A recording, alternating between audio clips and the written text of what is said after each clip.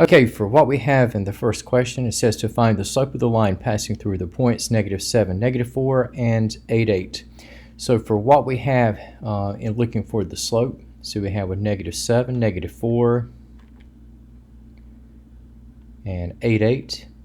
If we look at applying the slope formula, and since -7 and -4 are given first, okay, we'll have this to represent the first x and y coordinates, and have 8, 8 represent the second set. And for what we have in terms of the slope itself, okay, so we have y of 2 minus y of 1 all over x of 2 minus x of 1. And plugging in the numbers, okay, so we have 8 minus -4 all over x of 2 minus x of 1, which we have at 8 minus -7. And subtraction of a negative reverts to addition of the additive inverse. Okay, so we're going to have 8 plus 4 at 12, 8 plus 7 at 15, and 12/15 is reducible to 4/5. And plugging in what we have here and checking, and the result is correct. For what we have in the case of this set of items, it says to determine whether the slope is positive, negative, 0, or undefined. So for the first line, okay, this one is going to be vertical, and vertical lines will have an undefined slope. And then for line 2, okay, you have a horizontal line, and there is no change in y, no vertical change. Only change is going to be horizontal, so we have a 0 slope. And for line 3, okay, you're looking at y shifting positively, x is shifting positively, and the ratio of change in y with respect to change in x is positive, and so this will be the result.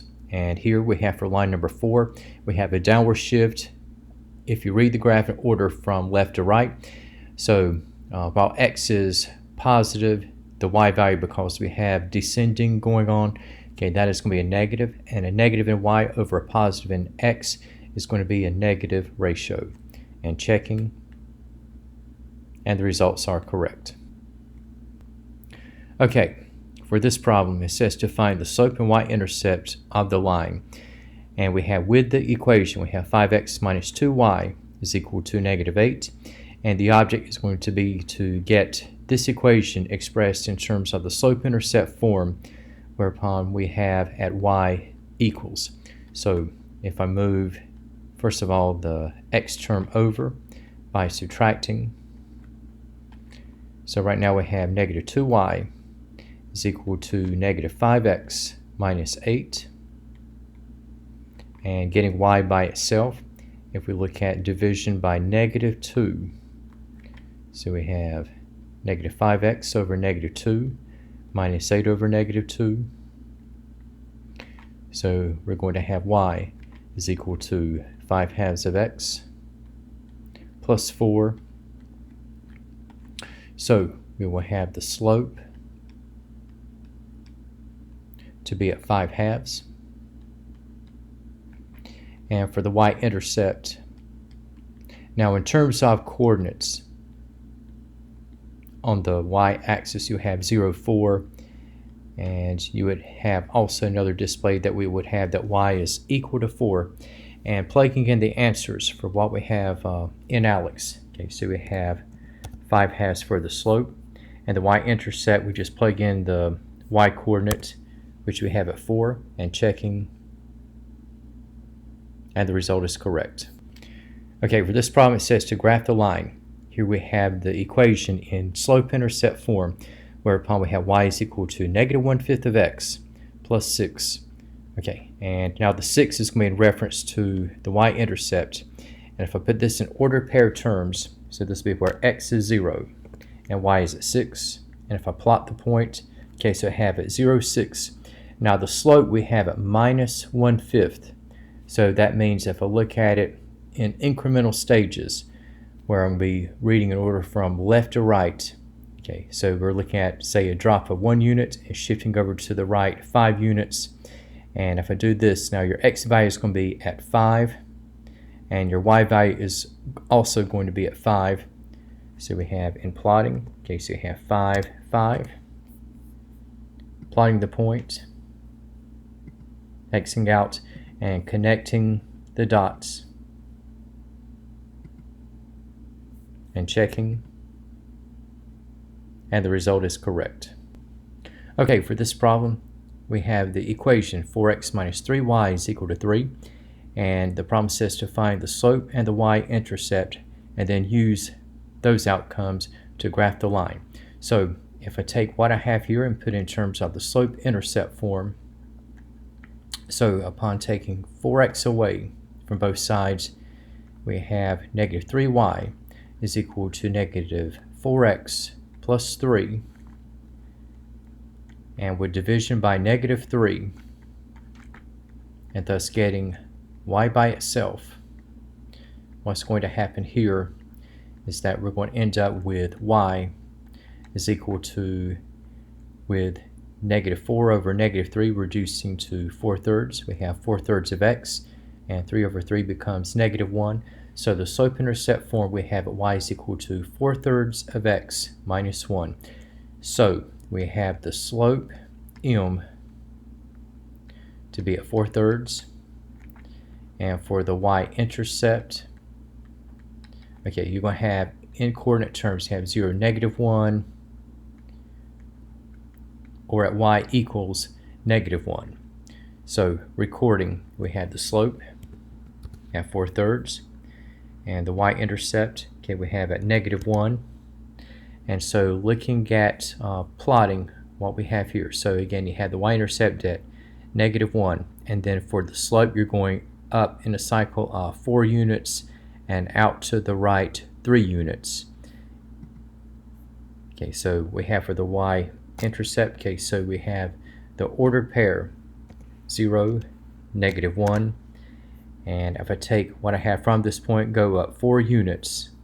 If I go up 4 units, I'm going from y at negative 1 to y at 3, and from x equals 0 to x is equal to 3. So we do first coordinate at x, okay, that is going to be at 3, and the y value is also at 3. And if I plot the points, and we have connecting the dots,